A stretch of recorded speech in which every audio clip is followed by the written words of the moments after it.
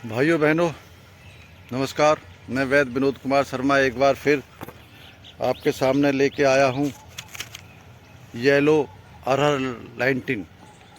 ये दाल के रूप में प्रयोग होता है तथा इसकी जो लकड़ियाँ हैं वो हमारे जलाने के काम आती हैं। इसकी ठोस लकड़ियाँ होती हैं तथा इसकी जो दाल है आप देखिए, ये इस पर अभी फूल खिला हुआ है इस अरहर पर।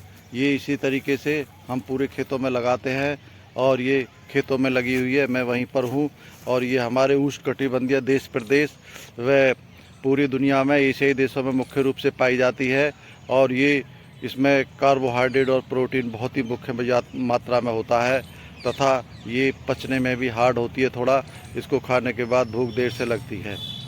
तो भाइयों, ये अरहर के जो है ये हमारे पूरा जो इसका उत्पत्ति स्थान है ये अफ्रीका में मिला है। और ये हमें इसको लाल चने के नाम से भी दुनिया जानती है। और इस पर आप देखिए फली आ रही है और इसके जो फूल हैं ये इसी तरीके के पीले रंग के फूल होते हैं। मैं उसी के खेत में खड़ा हुआ हूँ। ये अरहर का खेत है, चारों तरफ अरहर ही अरहर है और इसका जो पौधा है, पेड़ है, वो कम से कम 10 फीट तक की इसकी लंबाई में हो जाता है। तथा इसमें इसकी एक विशेषता ये है कि ये पेड़, ये जो दाल है बनाई जाती है, ये 12 मासी यानी कि आप 12 महीने हमारे इसे क्षेत्रों में मिलती है। तथा इसमें मैं क्या क्या चीज़ पाई जाती है उसके बारे में मैं एक विवरण दे रहा हूँ।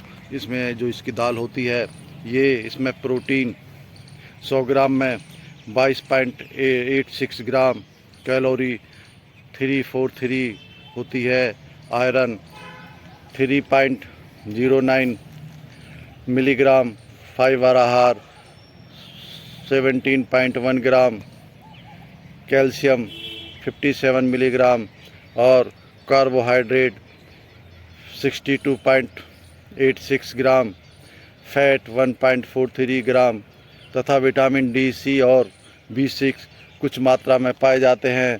तथा कुछ मात्रा में मैग्नीशियम, जिंक, पोटेशियम आदि भी पाया जाता है और विटामिन ई तथा बी कॉम्प्लेक्स भी पाया जाता है।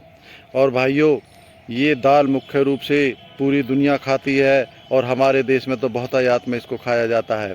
इसका काम, अगर इसको खाने से इसका वज़न घटाने में ये सहायक है और ब्लड प्रेशर कंट्रोल करने में मदद करती है, पाचन तंत्र को ठीक करती है तथा शुगर वालों के लिए भी ये ठीक रखती है और इम्यूनिटी पावर बढ़ाती है।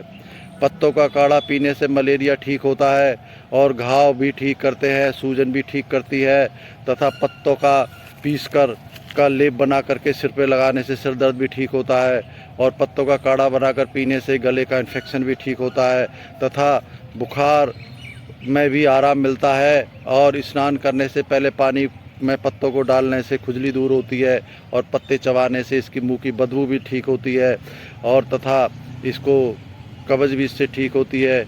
जिन भाइयों को यूरिक एसिड बढ़ने की समस्या है वो इससे बचें तथा एलर्जी जिन भाइयों को है वो भी बचें और जिन भाइयों को बवासीर है वो भी इससे बचें। आप इसको देखिए, आप इसका नीचे का मैं नज़ारा दिखाता हूँ। इस तरह की लकड़ी होती है और ये मजबूत होती है। ये देखिए आप, ये आपको इस तरीके से मजबूत लकड़ी होती है तथा ये काफ़ी सख्त होती है। इसको जलने के लिए ये काफ़ी फ़ायदा करती है।